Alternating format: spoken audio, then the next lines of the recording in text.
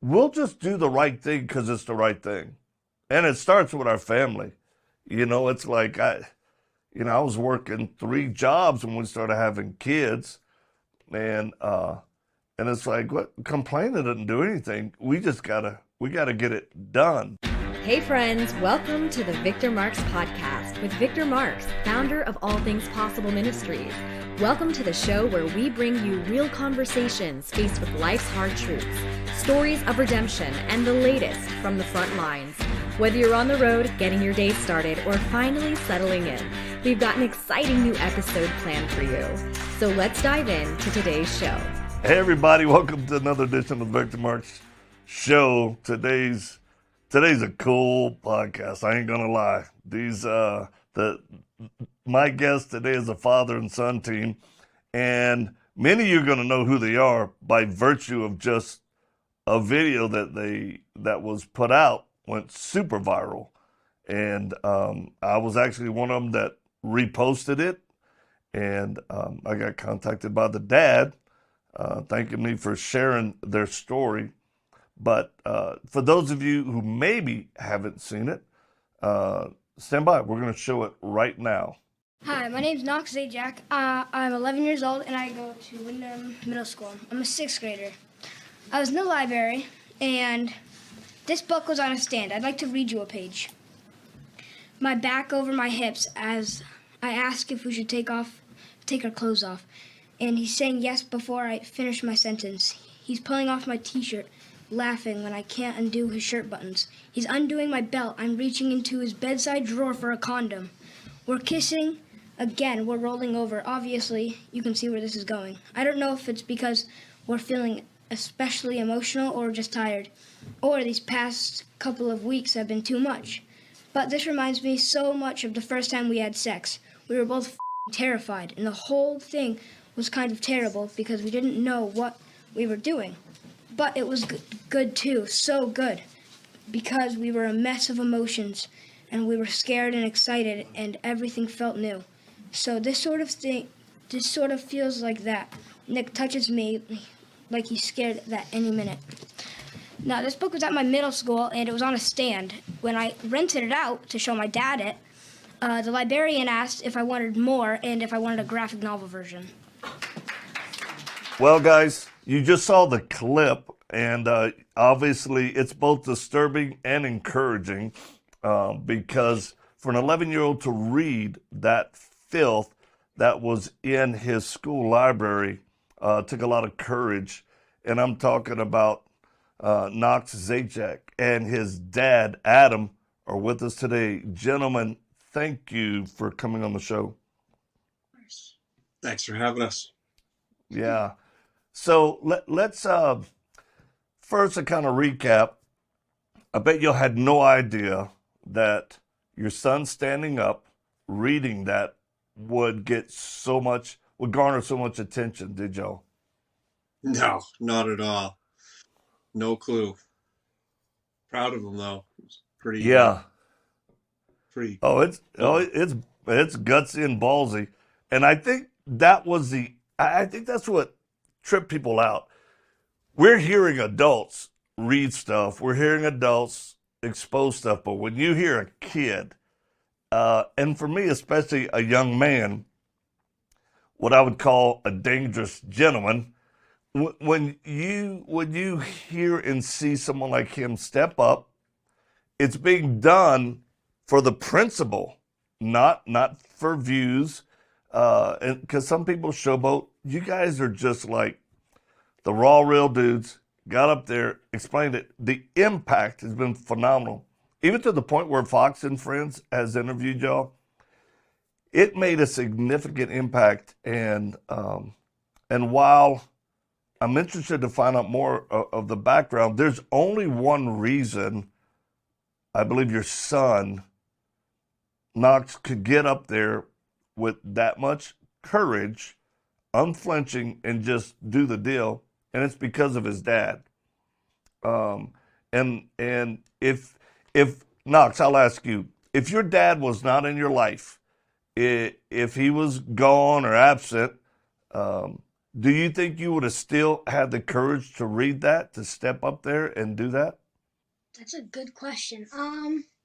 Probably not. I don't think I would have. Right. Could you imagine being in that room? Your dad doesn't live with you, you don't see him, and it's just you up there. It would have been terrifying without the support of your dad, right? Yeah. Yeah.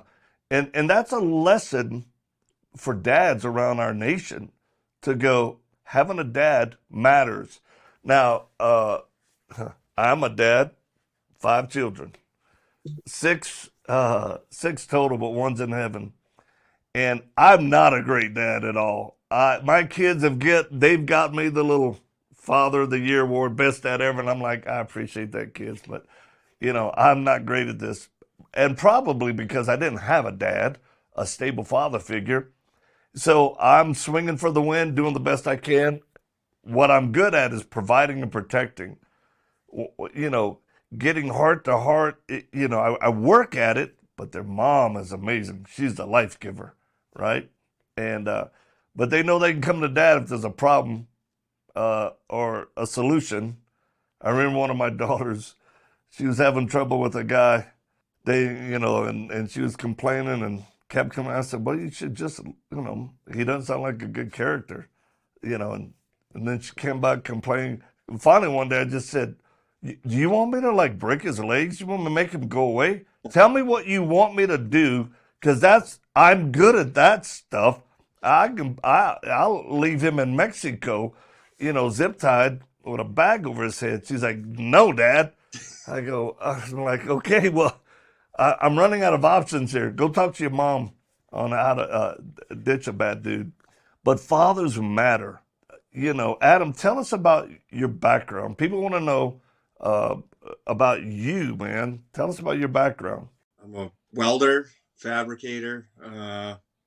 Been doing that for 20 years. It was something that my father taught me.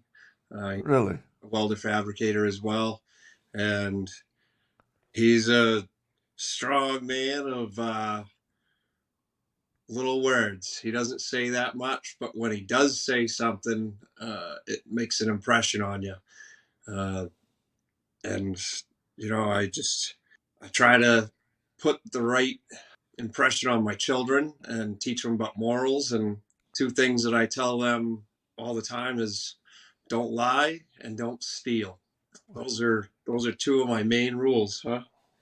Yeah. And the biggest thing is I've worked for everything I got. I kind of left my family's business 15 years ago. We kind of bumped heads, and I wanted to do it my own way. And I started, from the ground up. And my wife is an amazing woman, sounds a lot like yours. She's the sweetest thing in the world, and we're like yin and yang, because I'm vinegar to her oil. And we started out with nothing, and I had no support from what I was attempting to do from my family. And I'll never forget, we lived in the shop. We had a 2,000 square foot shop that my wife and I lived in, and my oldest son. And Knox was born in the shop. Well, not in the shop, but born and raised in the shop, working with me on welding jobs and motorcycle. And our upgrade was when a buddy of mine gave us a school bus that we actually converted into living quarters, and we had it right at the shop and had it plugged in there. And that was how we did it for 3 years. Wow. I love this. And we ran a successful company. It was up to 25 employees. Wow. And just before COVID, I actually got into a really bad accident. Was in a coma for a little over a week. Traumatic brain injury. Took a long time to come out of it. But anyways, I woke up to COVID in the hospital, and half your face was paralyzed. Half my face was paralyzed, yeah. They gave me the boot out of the hospital because COVID had hit, and they told me I had to get lost. So I came home, and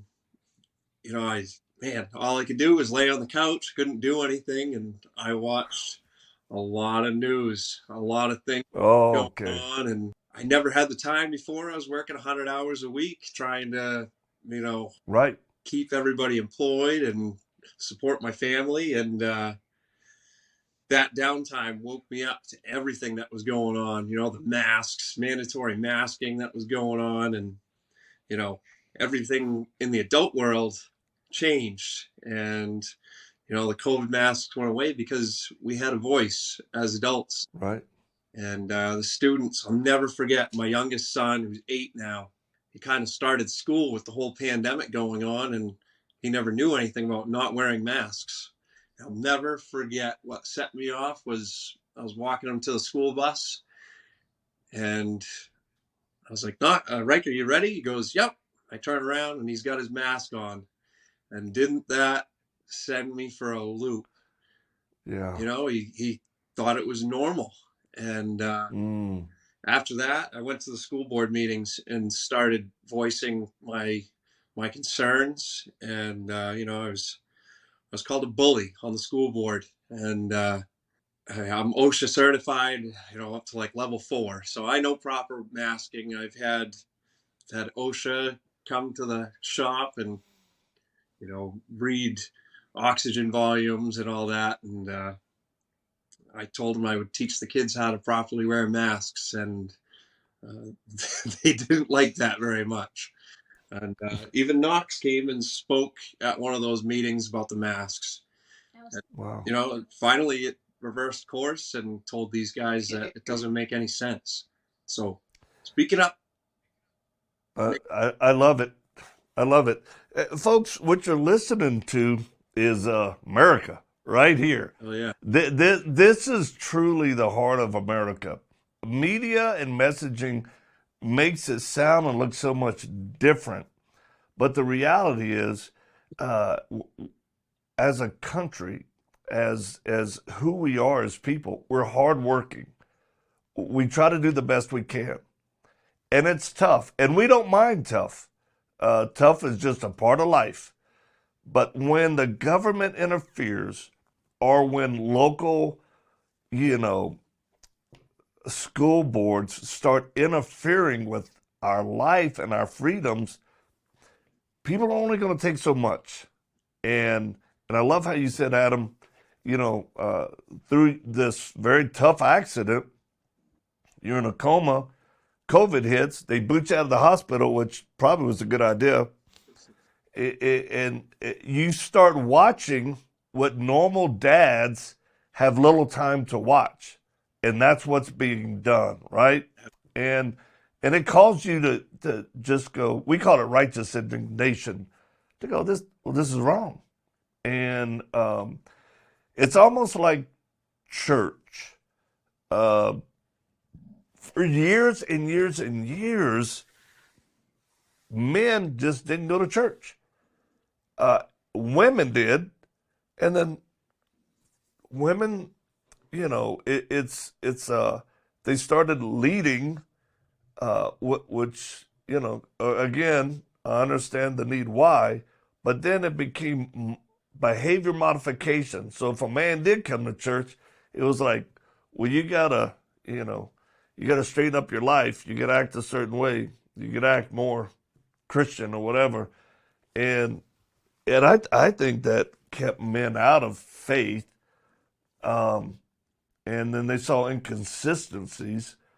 But what America needs is the men to step up more than anybody. Because there's something about a dad stepping up, or the impact the dad has on his son.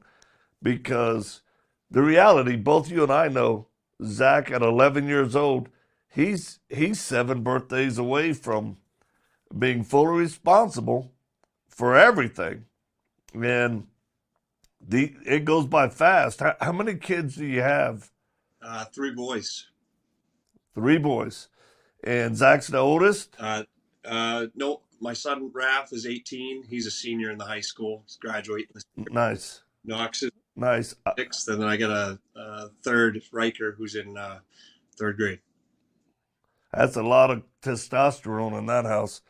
Um, I've got an 18, he's 17. He's a senior in high school and he'll be graduating this year as well. And our kids are going into a different time. I'm a generation before you, and now you got your kids and our younger, because we have 3 adult children. I think they're all in their 30s, married kids and all that. And then we took a 10-year break and I had 2 more. Hence we have a 19 and a 17-year-old.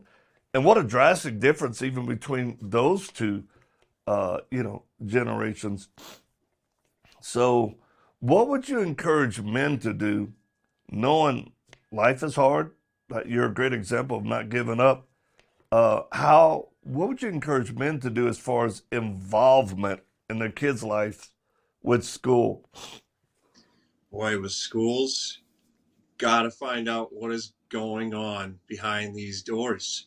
The biggest thing is when COVID came, remote learning woke me up to what was going on with the education and what was going on there. But, the biggest thing is that school doors really closed down because we're trying to keep the virus out, which I understand, but it really kept the parents out of there from really seeing what's happening behind those doors. And I can tell right now that we're rated 28th in the state for learning right now.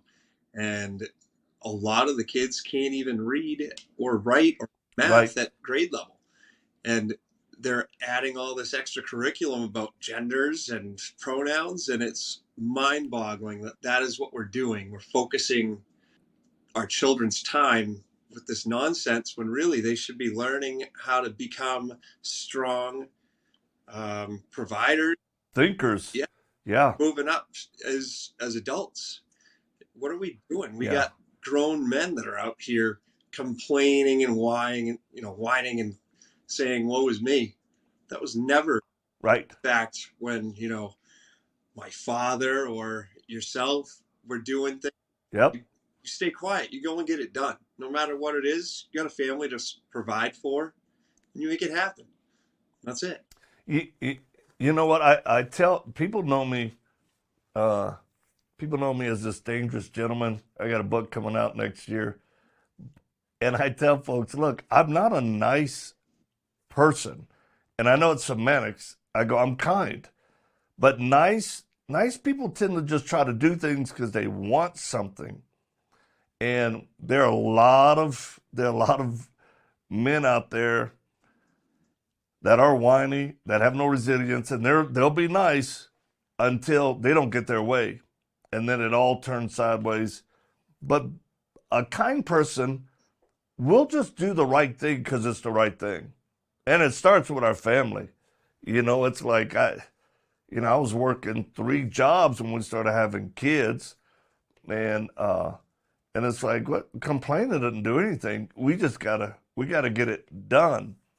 And even when we started this ministry 20 years ago, we had lived in Hawaii before this. I had become very successful monetarily and all that stuff. And then God called us in the ministry. And it was like, well, you got to poke a hole in your boat and do the deal because it's what you're called to do. And I remember looking at my wife on Christmas going, so we pay bills or we get Christmas gifts. That this is the reality. And, electricity, basics. And I know we've had them over go kids. How about we get one family gift, but people aren't used to that type of, inconvenience or challenges. And it's like, those are motivators to make you work harder, right? You get punched in the face by some dude, it's like, you just motivated me. I'm going to go to the gym. I'm going to learn how to choke you out. I'll be back. Absolutely. And I think that resiliency is needed in our country. Zach, for you, what's been kind of your takeaway since you read this? What town and city are y'all from? First of all, so people know. Maine. Y'all up in Maine. I've got friends up in Bangor. Uh, About, uh, can yeah, how far are you up from about 2 Bangor? hours. Yeah, Ken Graves is up there. He's a knuckle dragging pastor, big thick neck. Just there's something about it. That's why it blows me away. You have such men in Maine, but then you flip the coin and you got a bunch of wimps. It's like, how can it be this? I guess some guys, again, without dads, or they give up. But for you, uh, what do you think it was the biggest impression as a young man that impacted you on this whole thing that made a difference after you shared? I don't really know. It didn't make much a big difference. Okay. Has anybody ever talked to you just out in public or people they said, "Hey, I saw that video." Have you had that Yeah, happen in yet? school. And what about, have you had any teachers talk to you about that? One side teacher actually said that they were very proud of me. Other teachers have treated me different, but in a very good way. I haven't had any negative things about it, though, luckily. I love it. I love it.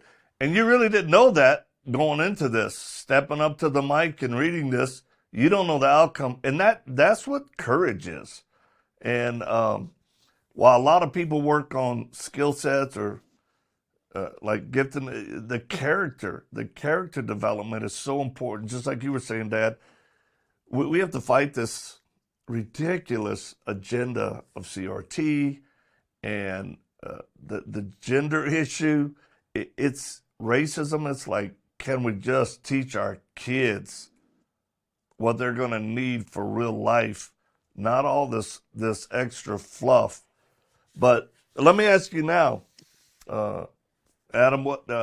Because wow, you were in a coma. Did you lose your business? Did you have to start over? I What did. happened? Yeah, I lost my business, and the one thing that came from it is that I spend a lot more time with my kids. I actually I coach my son's soccer team, his travel team, and coach the boys, try and get them up to par. And Knox just made the Olympic development program in Maine for soccer, so he's Wow, he's kicking ass out there. And I love it. I told him it's all up to you what you make of your life. You can be whatever you want to be, but if you want to be the best, you have to practice harder and longer than anybody else, because that's the only way you're going to have the opportunity to do that, right? Yeah, I agree. And so do people listening and watching. So, how's your recovery physical wise? Your face still droop? Do you have any blurred vision? You have headaches, mood swings with your TBI, all that? You know what? I used to have mood swings for a little while. I think my wife is a good soul because she put up with me for a while. I still have this in the Yeah, side of my face, metal plate in my eye, tired a lot just from yeah. over using my brain. But other than that, I mean, you know what? I don't even like talking about it because I don't want to complain. uh, Well, you're talking to a dude who's got TBI. I have 16 times overseas, done a lot of stuff, and so I get it at the high. And I've had all kind of treatments, and I'm with you on the reality of having a good wife. I told my wife, I said, I don't know how you stay with me, uh, and I've had everything from the fatigue to uh, memory loss and to me, it's just I call it an inconvenience. And I've had a droopy face off and on times as well, where I'm just like, babe, you get the Elvis version of me now, lucky woman. And we got to use the humor in it too, because without humor, you get wrung out. Um, but what does life have for you as a provider moving forward? What's a goal that you have to try to get income in and all that type of well, stuff? it's pretty wild because my wife used to work for me, and she used to run the books for us. And closer, just before the accident, she wanted to go do her own thing, and she had actually got her way through nursing school when we first met. And Wow. when we were actually living on the bus, she took a job at the local jail as the nurse, and she No I worked kidding. days and used to take care of the kids at the shop. But anyways, when she decided to leave and start up her own thing, she started getting into nurse aesthetics, and she's the Yeah. same way as me. Like, once she puts her mind to something, she's driven, and Gonna yep, throttle. she does nurse. She's a nurse's esthetician or whatever it is, and she's Yeah. Yeah. extremely successful at what she does now. It's been 3 years, and she's got her own, Love it. and she's made it easier for me to be able to focus more on the children, and in the garage That's so around and great. do some custom projects for good customers that I have. Do a Nice. lot of high-end residential work and commercial work. Love it. Man, I love this. Well, folks, I hope you're encouraged by today's show of real life folks. And before we go, I have a couple of questions that I always ask my guest. All right. So there's no wrong answer. It's just what we ask people. First one is, what is your perception of us uh, as a ministry, or who we are and what we do? Just a perception of it. I think it's amazing what you guys are doing, especially what we did, discussing things. It takes a lot to do what you're doing, and to give back to the community, and try and help members of the community that are less fortunate. I think that's Thank you, man. Oh, I gotta ask though before my last question. Your shirts. What do your shirts say? Those look domestic fun. terrorists. Domestic. and you got to level up. All right. So the last question I always ask my guests. Doesn't matter who they are, from you know kids to generals to celebrities, whatever. Is we all will die, and you dodged that bullet. So obviously it wasn't your time, and you get banged up pretty good. But what happens, Adam? What do you think happens to you when you die? And why do you believe it? What's going to happen? I'm praying I go to heaven, man. I'm focusing on being a good father, and it's funny because my wife and my kids have been going to church, and actually this Sunday was the first day that I've attended church, and I